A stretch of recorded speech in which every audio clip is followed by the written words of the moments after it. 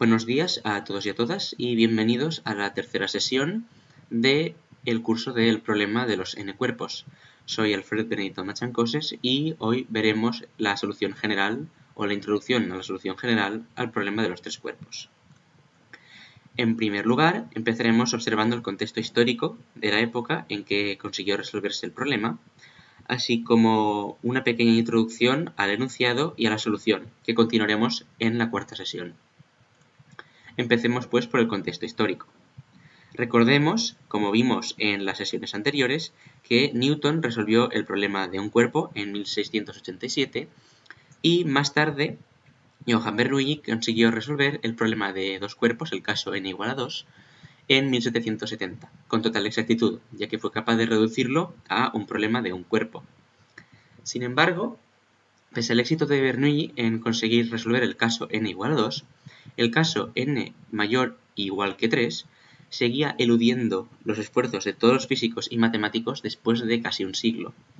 Esto causó que el interés en el problema empezara a crecer a finales del siglo, y en 1885-86 se anunció que en honor al 60º cumpleaños del rey Óscar II de Suecia se establecería un premio con una importante dotación económica. Encontrar una solución en forma de serie de potencias convergente para el problema era la primera y más importante de las 4 cuestiones propuestas por el jurado, entre quienes se encontraban Charles Hermite y Karl Weierstrass, quienes seguro que os suenan de cursos de cálculo y álgebra. Pese a que se entregaron 12 artículos a la competición, solo 5 trataban el problema de los n-cuerpos y ninguno de ellos logró obtener la solución en serie de potencias. Sin embargo, el jurado decidió entregar el premio a un joven Henri Poincaré, que en aquel momento tenía 35 años de edad, debido a sus grandes aportaciones al entendimiento de las ecuaciones del movimiento y por las nuevas ideas que introdujo en los conocidos hoy en día como sistemas hamiltonianos, puesto que el artículo de Poincaré más tarde se desarrolló en su obra de La Nouvelle Méthode de la Mécanique Céleste, donde propuso los fundamentos para el desarrollo de nuevas áreas de las matemáticas y abrió la puerta al uso de métodos cualitativos para estudiar sistemas caóticos, como el propio caso de n igual a 3 en el problema de los n-cuerpos.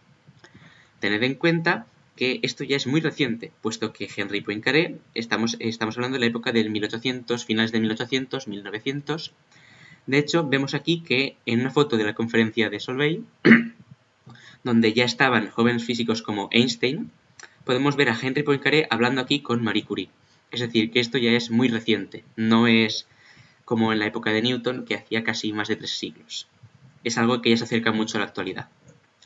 Así pues, el problema de tres cuerpos siguió sin poder resolverse hasta que más tarde, en el año 1907, un matemático hasta entonces desconocido, llamado Carl Sundman, publicó en una serie de 3 artículos una solución extensa en forma de serie de potencias que resolvía enteramente el problema de los tres cuerpos.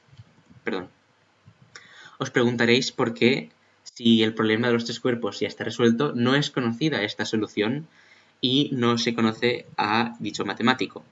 Veremos más tarde por qué, pero primero introduzcamos cómo funcionaba el método de resolución de problemas en la época de Poincaré.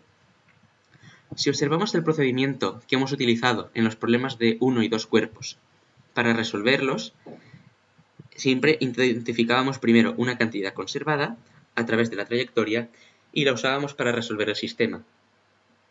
Esto no es más que un método para resolver sistemas de ecuaciones diferenciales que puede generalizarse.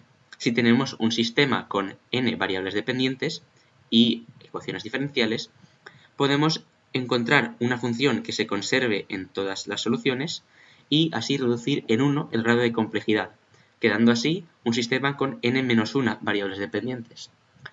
A estas cantidades conservadas se las llama integrales primeras del sistema, y al método descrito se le conoce como resolución por cuadraturas.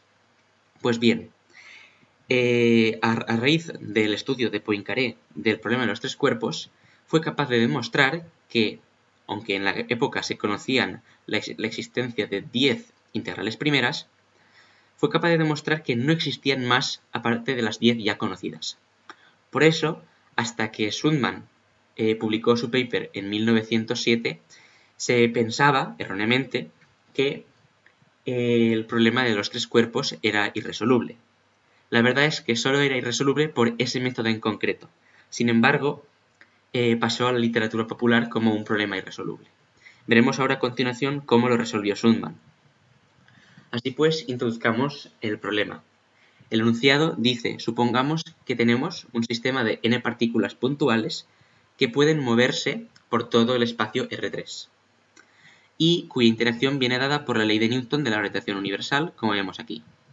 Esta será la ecuación de movimiento de la partícula J'. Así pues, podremos calcular las siguientes integrales primeras.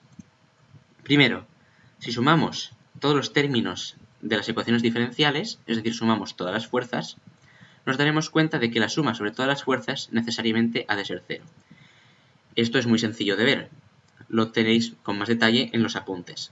Si integramos esta suma finita una vez y igualamos la constante a 0, la constante de integración, que no es más que hacer un boost a nuestro sistema de referencia, obtendremos las tres primeras integrales primeras. Decimos 3 porque existe una para cada componente de la velocidad. Si ahora integramos de nuevo esta expresión con la constante de nuevo igualada a 0, lo que equivale a una traslación del sistema, obtendremos las otras tres integrales primeras, que son referidas a la posición. Así hemos encontrado ya 6 de ellas. El tercer paso es tomar el momento angular total y tomar su derivada temporal, donde es fácil demostrar que necesariamente es igual a 0, puesto que al partir los términos con j menor que k y j mayor que k, estos de aquí, por cada término de aquí, existe un término idéntico aquí cambiado de signo, y por tanto la suma total da 0. Así pues, tenemos otras tres integrales primeras, cada una de las componentes del momento angular total, que se conservan en el tiempo. Finalmente, solo faltará la última integral primera. Si calculamos la energía potencial asociada a una partícula, a la partícula J, y luego sumamos sobre todo J, obtendremos la energía potencial total. Uniendo esto a la energía cinética total, obtendremos la última integral primera, que será la energía. Os fijaréis en que hemos utilizado no solo la letra U para definir la energía potencial, sino su cambio de signo como V.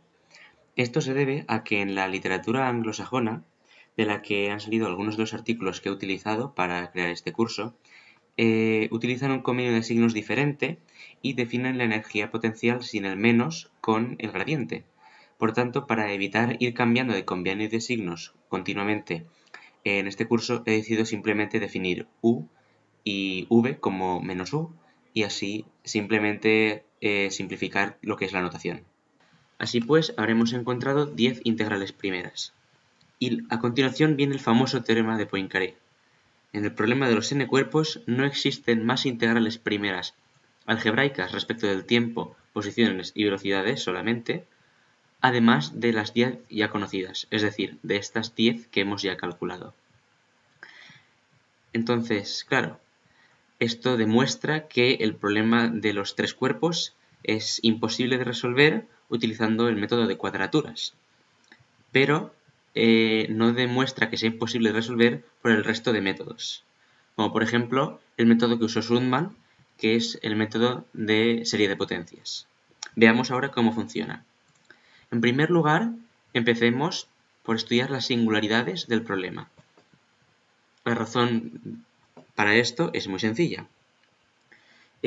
Como se puede ver en un curso de introducción a análisis complejo, la convergencia de las series de potencias está directamente relacionada con la proximidad de las singularidades en una función en concreto. Por tanto, son muy importantes. Definiremos a continuación, de forma rigurosa, lo que es una singularidad. Empecemos, pues.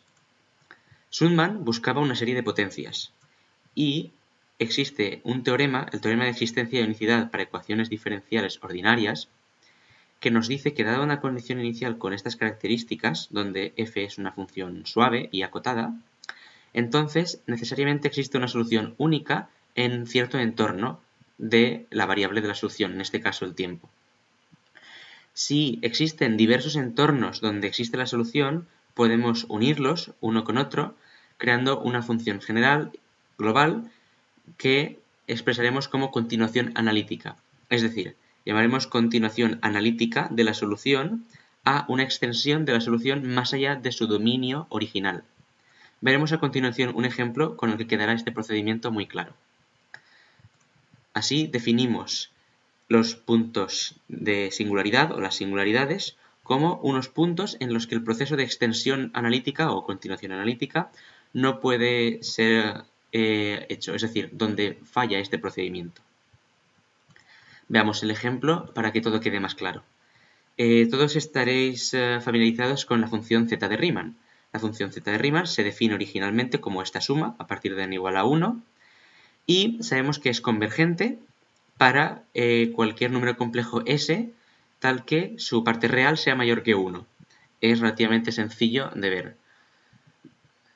Bueno, pues se puede encontrar una relación existente entre la función z de Riemann y la función eta de Dirichlet, de tal forma que cumplen esta relación.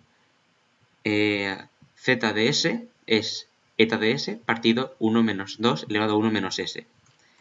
Entonces, utilizando esa expresión, podemos extender analíticamente el dominio de la función z de Riemann. ¿Por qué? Porque la función eta de Dirichlet, su dominio de definición, es válido para todo S perteneciente a los complejos menos para S igual a 1. Por tanto, utilizaremos esta igualdad ya que en el ámbito de los reales mayor que 1 se cumple la igualdad y en el ámbito de los reales menor que 1 servirá como extensión. Por tanto, hemos encontrado la extensión analítica de la función y además hemos encontrado su singularidad, que será el punto S igual a 1, puesto que es el único punto donde falla el procedimiento de extensión analítica. Espero que esto deje bastante claro cuál es el procedimiento que vamos a seguir. Ahora, a continuación, lo que haremos será definir las singularidades. Podríamos pensar que la singularidad será una colisión.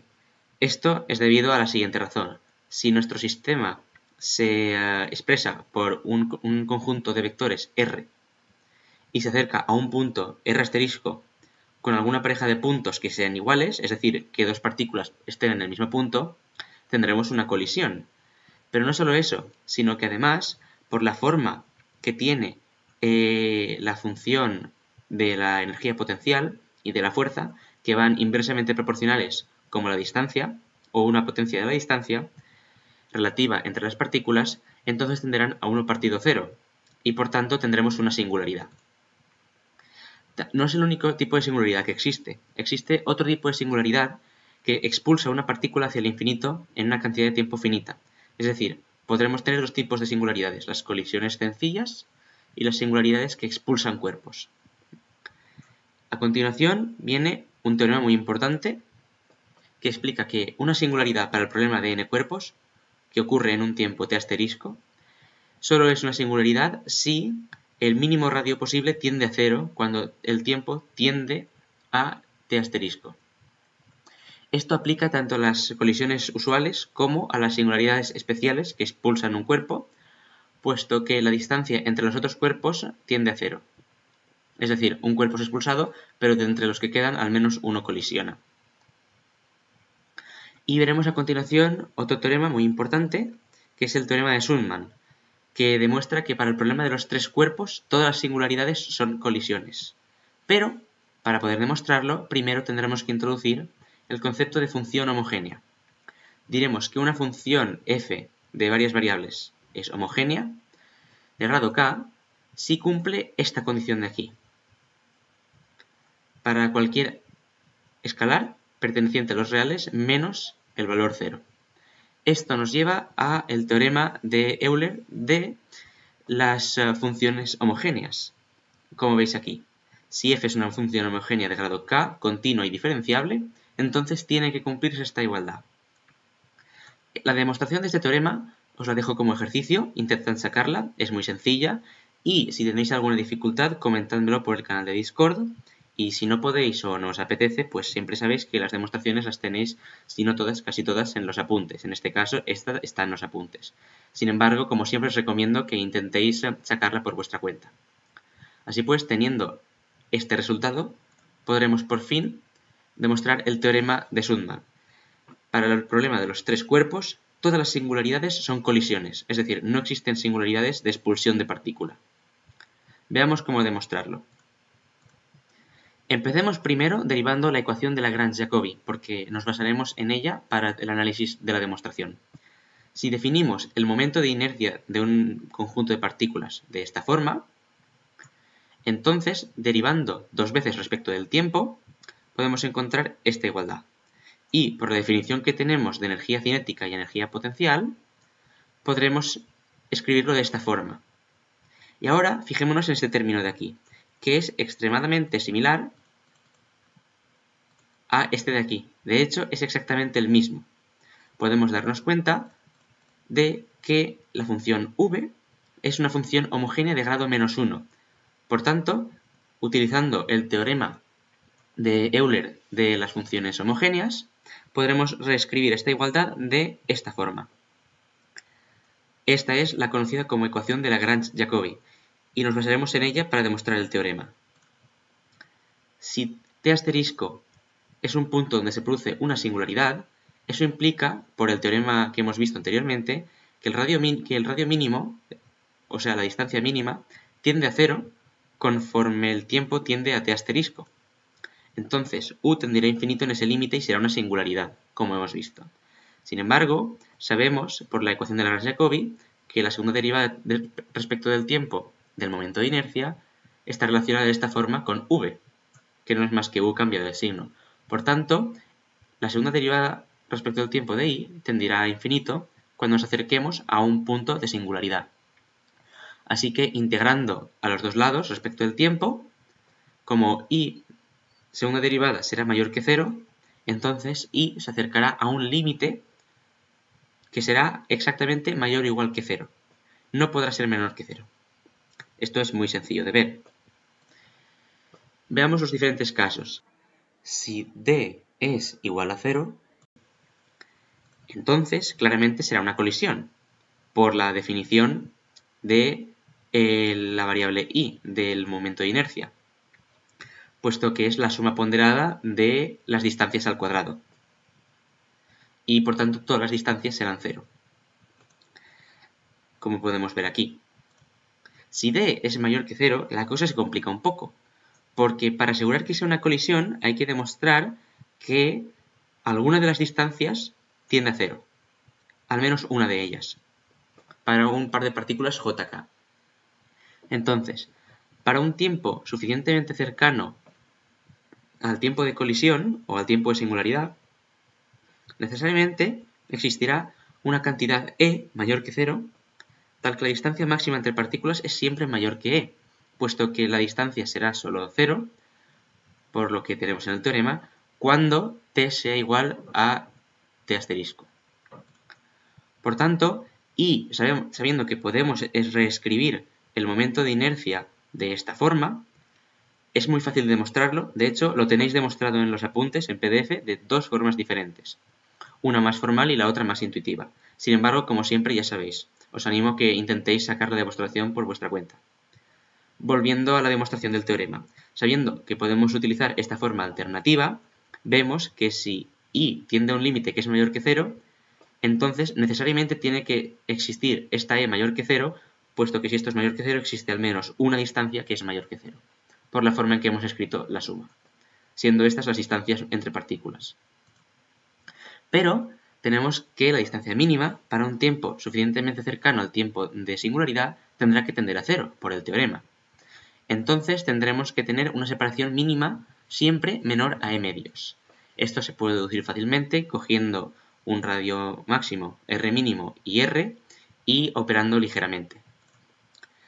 Si entonces en un tiempo t en este intervalo tenemos que, por ejemplo, la distancia de los cuerpos 1, 2, r1, 2 es el mínimo, y a otro tiempo lo es r2, 3, la distancia entre los cuerpos 2 y 3, por continuidad sigue que existe un tiempo dado en este intervalo en el cual R12 y R13 son iguales y por tanto menores que E medios, como hemos argumentado.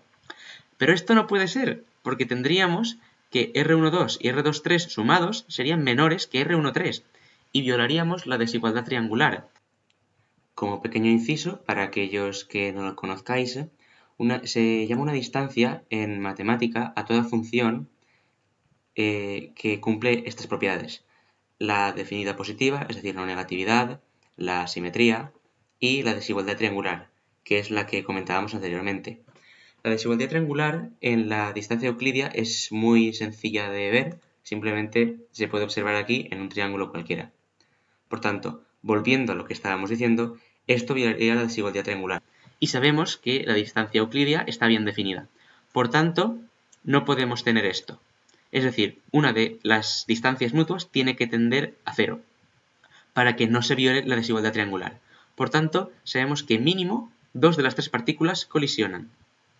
Sin embargo, esto no descarta que pueda ser una singularidad de expulsión de cuerpo, porque no sabemos qué pasa con el último cuerpo. Sabemos que dos colisionan, pero el otro podría ser expulsado. Así que tenemos que continuar. Como D es estrictamente mayor que 0 en este caso que estamos analizando, una de las tres partículas tendrá que ser separada de las otras dos, porque las otras dos colisionarán y se verán separadas de la tercera. Por ejemplo, escojamos que separamos la partícula 2. Es decir, tenemos la partícula 1 y la partícula 3 que colisionarán y la partícula 2 se aleja. Por tanto, las distancias desde la 2 a la 1 y de la 2 a la 3, es decir, R12 y R13, tendrán que ser mayores que 0, mayores que una constante que es mayor que 0. En este caso lo llamaremos la constante B mayúscula. Pero si una partícula está restringida lejos de las otras dos, en este ejemplo la 2, la ecuación de movimiento requiere que exista una constante A de forma que la aceleración sea menor que esta A, es decir, que esté acotada en este entorno. Por tanto, si integramos a los dos lados entre un intervalo cualquiera dentro del intervalo de colisión, obtenemos esta desigualdad. Y por tanto tenemos que la diferencia de velocidades está acotada. Es decir, la diferencia de velocidades tiene un límite finito conforme nos acercamos al tiempo de singularidad. Por tanto, como la velocidad es finita, no puede ser expulsada en un tiempo finito hacia el infinito esta partícula. Por tanto, solo puede ser una colisión, no puede ser una singularidad de expulsión de partícula. Y por tanto, hemos demostrado finalmente que en el caso de los tres cuerpos, solo existen las colisiones a secas como singularidades, no pueden ser otro tipo de singularidades.